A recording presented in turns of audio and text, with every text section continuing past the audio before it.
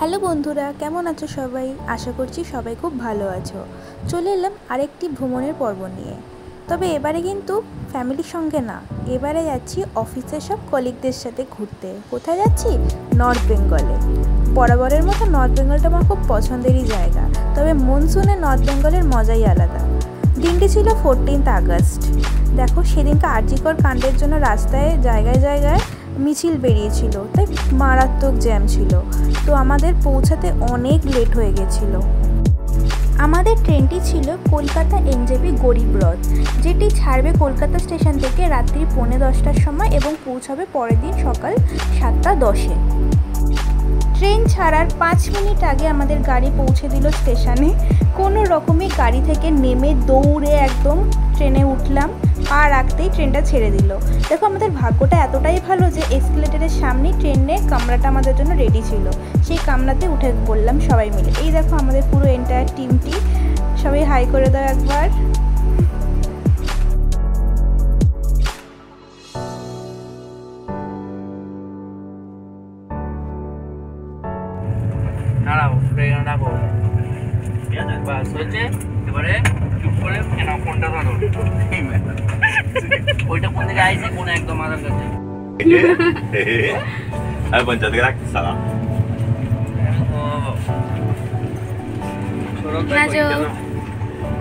আমরা কোন জায়গায় তো আমরা তো কোন জায়গায়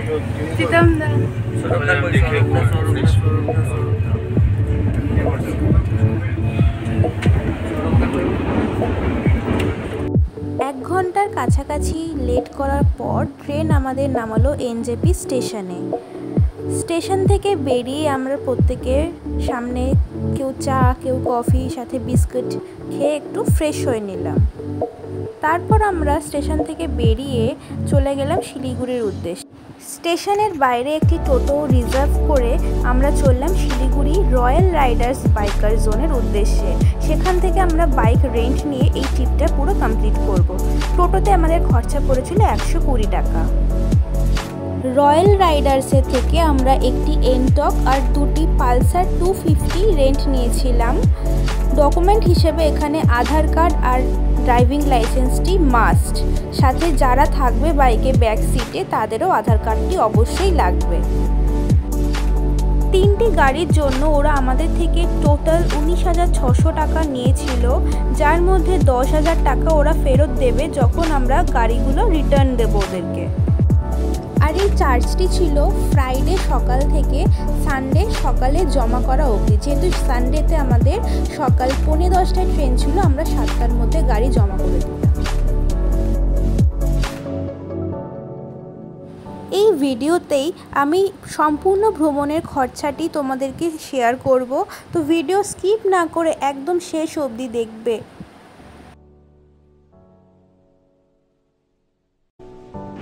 এরপর থেকে ডান দিকে যে টার্নিংটা হবে সেটা থেকে জান্নাত।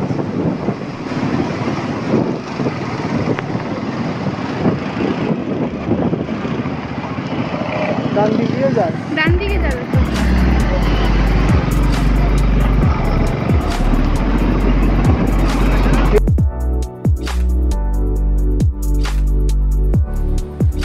আগস্ট থাকার জন্য আমাদের গাড়ির অপশান প্রচুর কম ছিল। প্রায় সেরকম বাইক স্কুটি কিছু নেই বললেই চলে। তো যা ছিল হাতের সামনে সেটিকে নিয়েই আমরা পৌঁছে গেছিলাম। দেখা যাক, যা হবে ভালোর জন্যই নিশ্চয়ই হবে সেই হিসেবে।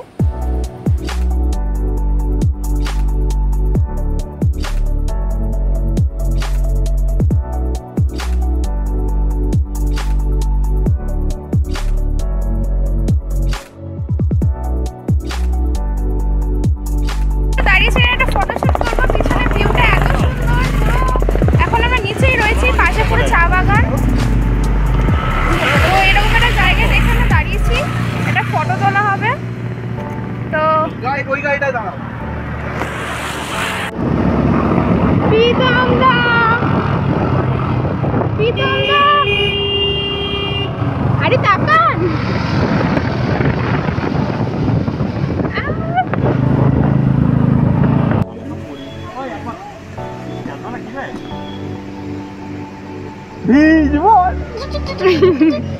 ফোনগুলো খালি আমার ফোন চিন্তা নেই। আরে লাঠিটা ঢোকাবে তো, লাঠি ঢোকাবে তো, তাহলে ওরা কি করবে? মাথে মারবে নাকি? মাথে ফেলে দেবে?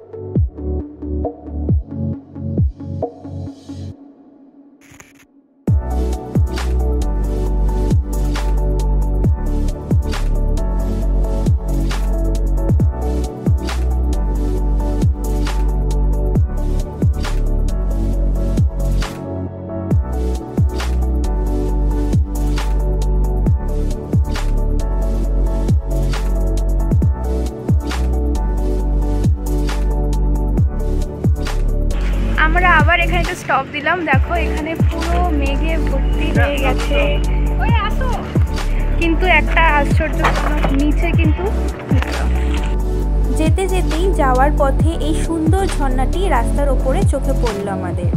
ঝর্ণাটির সামনে কিছুক্ষণ দাঁড়িয়ে আমরা উপভোগ করলাম ঝর্ণাটি। আর এই নীল যে বাড়িটি দেখতে পাচ্ছ, ওর পাশ দিয়ে পাথর দিয়ে রাস্তা বানানো আছে ঝর্ণাটির একদম সামনে যাওয়ার। সেখানে গিয়ে আমরা কিছু ফটোও তুললাম। তো চলো আবার যাওয়া যাক।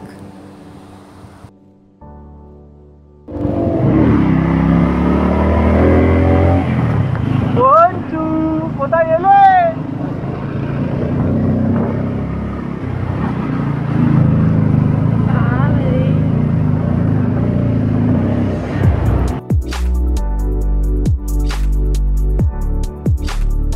ও, তোমাদের তো বলাই হয়নি কোথায় যাচ্ছি।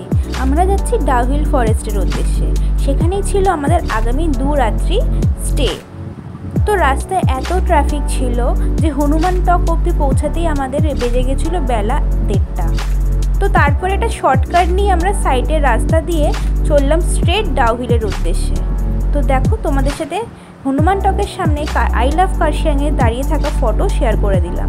তো স্ট্রেট আমরা গেলাম হোটেলে ঢুকতেই বৃষ্টি স্টার্ট হয়ে গেল। চলো তোমাদের দেখিয়ে দিই হোটেলটা আমাদের কেমন দেখতে, আর সাথে রুম ট্যুরগুলোও দিয়ে দিচ্ছি।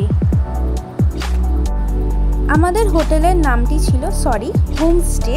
আমাদের হোমস্টের নামটি ছিল নিজুম হোমস্টে, যেটি ছিল একদম ডাউহিল ফরেস্টে উপরেই। তো এই হলো আমাদের রুম, মানে আমি আর নাজো ছিলাম এই রুমটাতে। আর পাশের রুমে ছিল 2 প্রীতমদা আর সৌরভদা। প্রত্যেকটি রুমই ছিল 4 বেডেড রুম, দুজন করে 4 জন এক একটা রুমে থাকতে পারবে। তো আমাদের এই রুম এই দেখো, আমাকেও দেখে নাও, হ্যালো। তো আমাদের এই রুম দুটো 5 জনের জন্য নেওয়া হয়েছিল। তো আমাদের মাথা পিছু পড়েছিল 1500 টাকা with fooding and lodging. Window থেকে আর ব্যালকনি থেকে বাইরের ভিউটা ছিল জাস্ট অ্যামেজিং, এক কথায় দারুণ ছিল। তো চলে এলাম লাঞ্চ করতে। তো দেখি নাও লাঞ্চে কী ছিল। লাঞ্চে ছিল ভাত, ডাল, আন্ডা কারি ছিল, আর স্যালাড ছিল, একটা সবজি ছিল। সবজিটা খেতে দারুণ ছিল সবজিটা। আর এনাদের বিহেভিয়ার এত ভালো ছিল, মানে কি বলবো, মাইন্ড ব্লোয়িং ছিল। তো চলো খাওয়া যাক। তো এখন আমরা লাঞ্চ করে, এখন কটা বাজে, এখন ঘড়ি প্রথম লেগেছে, এখন 4টে বেজে গেছে, 4:05 হয়েছে। তো আমরা এখন বেরাচ্ছি, যেহেতু আমরা সকালবেলা সাইট সিন তেমন করিনি, কারণ পুরোটাই আমরা ট্রাফিক জ্যামে আটকে পড়েছিলাম। তো আস্তে আস্তে 2:30 বেজে গেছিলো।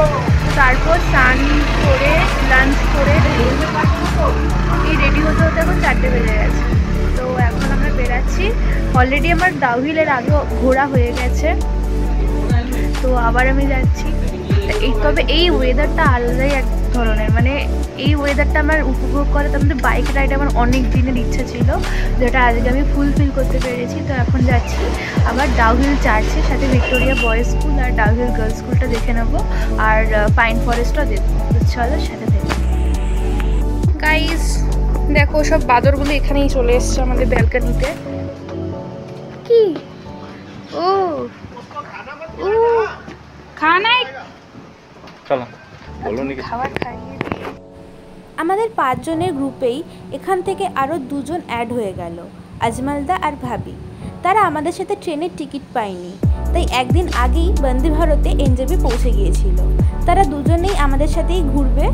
আমাদের রোববার সকালে ট্রেন, ওদের শনিবার রাতের ট্রেন। তো ওরা শনিবার রাতেই আবার কলকাতা ব্যাক করবে। তো চলো তোমাদের সাথে আজমলদার ভাবির পরিচয় করিয়ে দিই। আর এখান থেকে আমাদের 7 জনের গ্রুপ স্টার্ট হলো। अच्छा 100 plantation area. Area This way.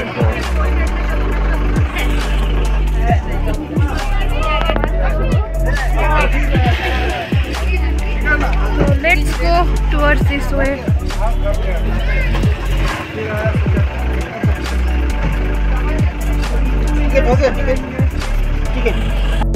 Dowhill ফরেস্টে এসেছি। আগের বার যখন এসে আমি গিয়েছিলাম তো সেটা বগোরা পাইন ফরেস্ট ছিল, বাট এটা ডাউহিল ফরেস্ট, এটা হচ্ছে হন্টেড প্ল্যান্টেশন। দেখা যাক যে আমরা দেখতে পাই কিনা। এই জঙ্গলের ভেতরে একটা জোন ছিল, গেমিং জোন বলে।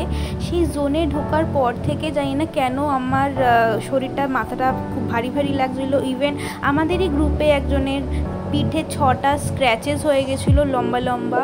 তো বেশিক্ষণ আমরা স্টে করিনি এখানে, আর অনেকটা ভেতরেও চলে গেছিলাম আমরা, অনেকটা গভীর হয়ে চলে গেছিলাম।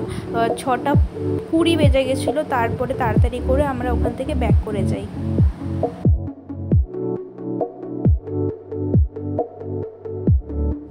জঙ্গল থেকে ফিরে আর কোনো ভিডিও বানানো হয়নি, টায়ার্ড হয়ে পড়েছিলাম সারাদিনের জার্নিতে।